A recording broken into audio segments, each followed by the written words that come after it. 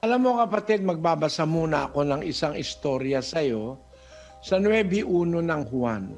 At sa pagdaraan niya ay nakita niya ang isang lalaking bulag mula sa kanyang kapanganakan. At itinanong sa kanya ng kanyang mga alagad na nangagsasabi, Rabi, sino ang nagkasala, ang taong ito o ang kanyang mga magulang upang siya'y ipanganak na bulag? Sumagot si Jesus, hindi dahil sa ang taong ito'y nagkasala, ni ang kanyang mga magulang man, kundi upang mahayag sa kanya ang mga gawa ng Diyos. Kita mo kapatid, meron tao pinanganak na bulag. Wala namang kasalanan yung magulang niya, kaya siya pinanganak na bulag. Wala rin naman siyang kasalanan, lalo naman logical yon. Kasi hindi naman siyempre gusto ng taong ipanganak siyang bulag. Tinatanong ng mga apostol, sino may kasalanan niyan? Bakit bulag yan mula sa pagkapanganak? Tinatanong ng mga tao. Sagot ng Panginoong Kristo, hindi ang magulang niya may kasalanan kasi hindi naman ang magulang ang nakakaalam ng paglaki ng bata sa bahay bata. No? Hindi mo nalalaman, ang Diyos ang nakakaalam nun. 11:5 ng Ecclesiastes.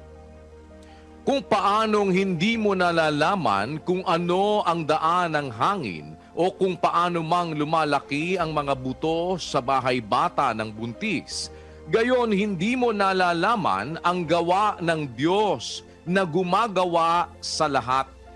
Hindi alam natin kung paano lumalaki yung buto sa bahay bata ng buntis.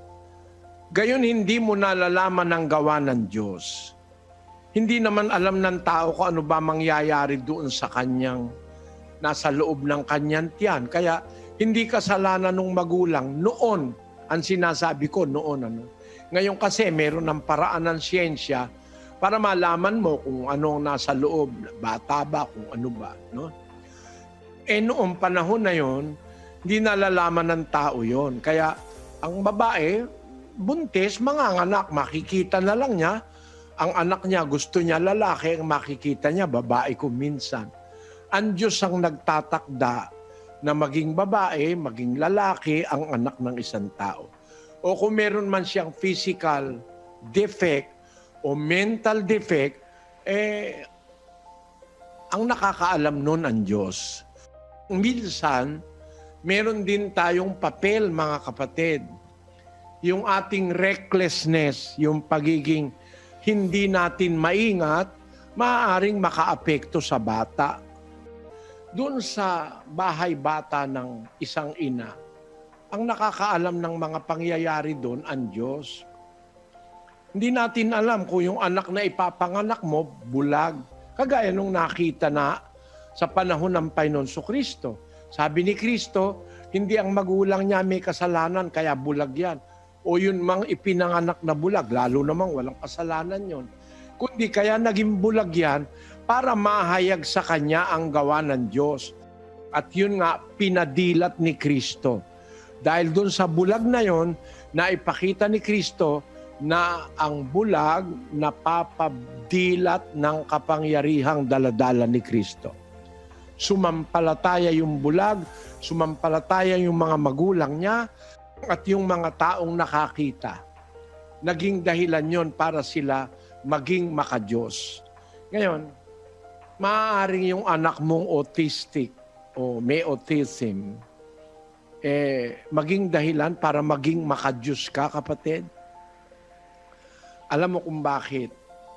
Yung mga autistic, yung mga mongoloids, parang mga bata yan na walang tamang kaisipan Maaaring yung autistic, maaaring matalino, pero hindi sa buong panahon. Merong mga moods siya na iba, kaiba, hindi normal. Alam mo kapatid, sa mga ganyan, parang isip bata, gaya ng mga mongoloid, tagalangit yan Siguradong ligtas yan Alalayan mo lang na magkaroon ng takot sa Diyos. Hanggang lumaki yan, kulang ang isip niyan, may pag-asa yang maging dapat. 19:14 ng Mateo.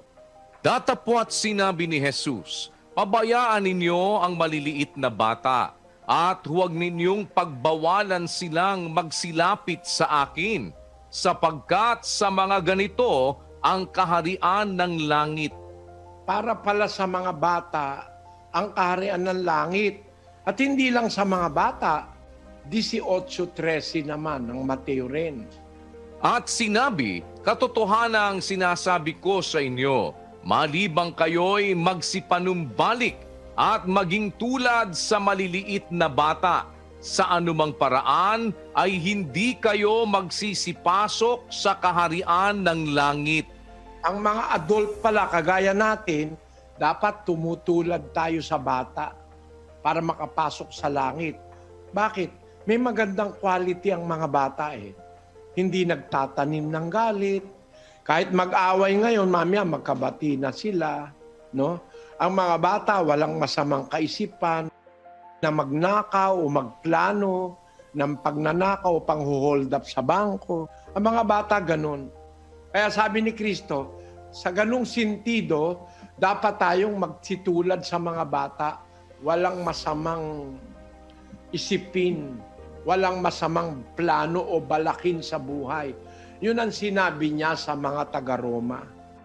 Doon sa isang talata ng Roma, Kapitulo 16, at ang bersikulo ay 19. Sapagkat ang inyong pagtalima ay naging bantog sa lahat ng mga tao, kaya't nagagalak ako tungkol sa inyo. Datapwat ibig ko na kayo'y maging marunong sa kabutihan at musmos sa kasamaan. Ayun, gusto ng Diyos, maging marunong tayo sa kabutihan, pero parang bata, musmos sa kasamaan. Musmos sa kasamaan.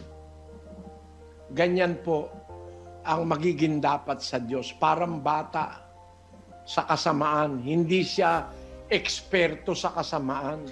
Hindi siya eksperto sa pagsisinungaling.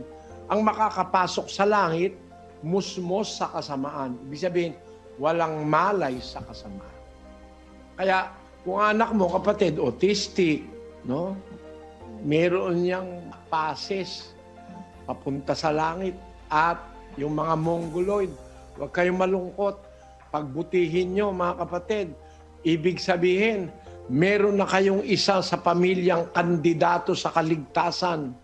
Yung mga mentally retarded, walang malay sa mundo, parang bata lang, 30 anyos na, parang 6 na taon lang, ganun, o 5. Mga kandidato sa langit yan eh. Sa mga tao, parang kalbaryo yan. Pero pag yan ay natiis mo, pag yan ay napagbuti mo ang pagpapalaki, meron ka ng isang kandidatong makakarating sa paraiso. No? Kung ang pagbabatayan ay Biblia. Paano palalakihin? Palakihin mo sa aral ng Diyos, kapatid. Sa 4 ng Efeso nakasulat. At kayong mga ama, huwag ninyong ipamungkahi sa galit ang inyong mga anak, kundi inyong turuan sila ayon sa saway at aral ng Panginoon. Nalulungkot ako dun sa mga magulang na ang anak ay mga autistic, pinapabayaang mag-computer, kung ano-anong computer games, violence, mayroong mga laptop, may mga kung ano-ano. Walang ginawa kundi como autistic, parang senior na hahainan, uurungan, papaliguan, susuklayan, hindi man tinuturuan ng aral ng Diyos. Kung natututo sa computer games ang anak mo, mas madaling matutunan ang salita ng Diyos. Mapapalaki mo siya na may takot sa Diyos. Hindi puro lagi na lang puro kung ano-anong mga computer games. Ngayon sa mga bata, meron na rin daw mga sexual games. Kawawa naman yung anak mo, lumaking papunta ng impyerno dahil ang natutunan, puro kalokohan sa computer.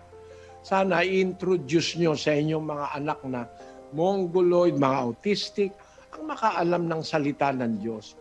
Turuan nyong magbasa ng Biblia at Alam niyo mga kapatid, nakita ko, kahit ang isang tao ay parang autistic, pag meron siyang kilalang Diyos sa buhay, napipigilan yung mga violence sa tao.